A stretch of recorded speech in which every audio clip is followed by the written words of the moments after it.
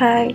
வெயிலானாலும் மழையானாலும் எங்களுக்கு எப்பவுமே தோசை தான் பிடிக்குன்னு சொல்கிறீங்களா? நீங்கள் தோசை லவரா? அப்போது உடலை குளிர்ச்சிப்படுத்தும் தோசையை பார்க்கலாம். இது பச்சை பருப்பு தோசை.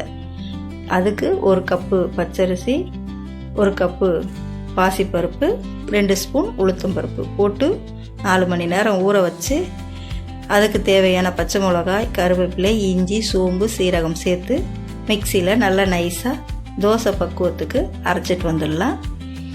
இதுக்கு உங்களுக்கு புளிப்பு சுவை வேணும்னா 1 ஸ்பூன் தயிர் மிக்ஸ் பண்ணி அரைச்சி கொண்டு வந்து வச்சுக்கோங்க. அப்படியே நம்ம அரைச்சி உடனே ஒரு 1/2 hour உப்பு போட்டு கரைச்சி வச்சுட்டு ஊற்றிக்கலாம். தோசை நல்லா அட்டகாசமாக ருசியோடு தான் இருக்கும். தேவைப்பட்டால் தயிர் ஊற்றிக்கோங்க.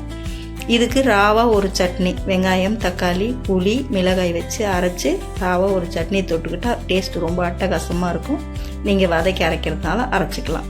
இந்த சட்னியும் இந்த தோசையுமே நல்ல காம்பினேஷனாக இருக்கும். எப்பவுமே ஒரே மாதிரி தோசை சாப்பிட்டு போர் அடிக்குதா? பருப்பு எல்லாம் சேர்ந்து சாப்பிடும்போது உடம்புக்கு தேவையான புரோட்டீன் சத்தும் கிடைக்கும்.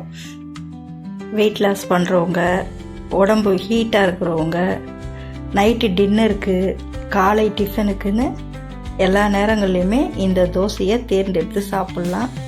எப்பவுமே இந்த தோசை சாப்பிடும்போது நம்ம உடம்புக்கு குளிர்ச்சி கொடுக்க குணம் இதில் இருக்குது. நீங்கள் இந்த தோசையை செஞ்சு சாப்பிட்டு பாருங்கள். அதுவும் இந்த மாதிரி ராவா தக்காளி சட்னி, இஞ்சி சட்னி, இந்த மாதிரி சட்னியோடு வச்சு சாப்பிடும்போது டேஸ்ட்டு நல்லா அட்டகாசமாக இருக்கும். செஞ்சு சாப்பிட்டு பாருங்கள். சாப்பிடுங்க, சந்தோஷமாக இருங்க.